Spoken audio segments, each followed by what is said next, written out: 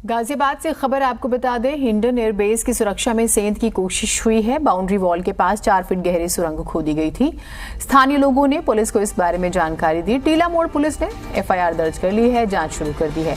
इरशाद colony के पास ये सुरंग खोदी गई थी।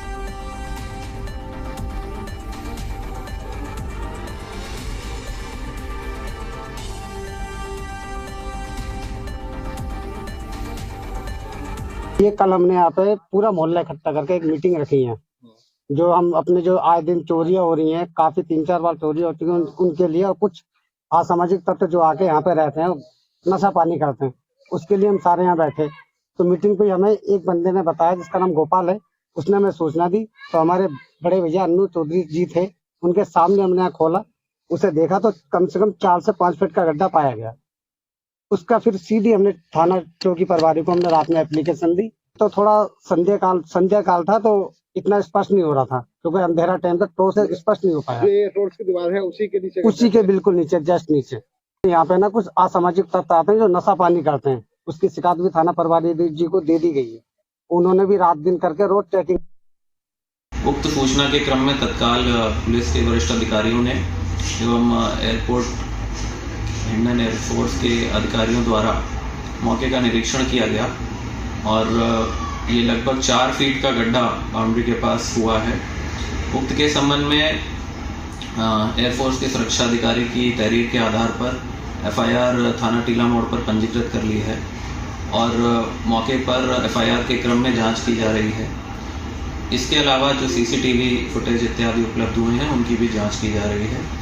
शीघ्र ही इस घटना में सम्मिलित लोगों के विरुद्ध आवश्यक कठोर कार्रवाई की। गाजियाबाद की सुरक्षा की दृष्टि से बेहद अहम माने जाने वाले हिंडन एयरवेज की दीवार के नीचे 4 फीट गहरी सुरंग या गड्ढा मिलने के बाद सनसनी मच गई। गाजियाबाद के थाना टीला मोड़ इलाके की पसौना गांव के इरशाद कॉलोनी की से तरफ खुलने वाली या इरशाद कॉलोनी की तरफ लगने वाली दीवार के नीचे, मैं तस्वीरों के माध्यम से दिखाना चाहूंगा, यही वो एयरवेज की दीवार है जहां 4 फीट गहरा गड्ढा मिलने के बाद सनसनी मच गई। और उसके बाद जब स्थानीय लोगों ने पुलिस को सूचना दी, तो पुलिस ने जो अथॉरिटीज हैं उनको सूचना दी और उसके बाद तुरंत उनसे तहरीर लेते हुए मामला दर्ज कर लिया गया। आप देख सकते हैं इस समय जो जांच है उसके लिए इंटेलिजेंस और एटीएस की टीम यहाँ मौके पर मौजूद है, जो कि मौका मुआयना कर रही है। हालांकि पुलिस के हाथ वो सीसीटीवी भी लगा है, क्योंकि यहाँ पर एक सीसीटीवी बताया जा रहा है जो गड्ढे के ठीक सामने लगा हुआ है।